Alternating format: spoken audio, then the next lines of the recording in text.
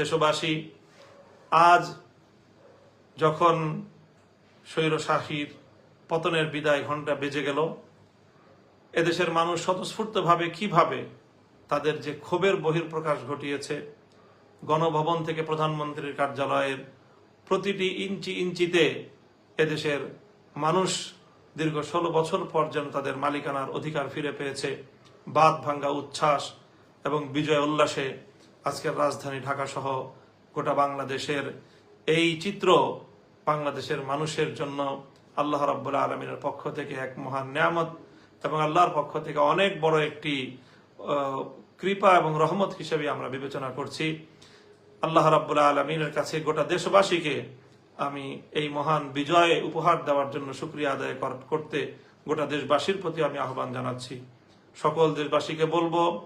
আজ রাতে আপনারা সম্ভব হলে সকলে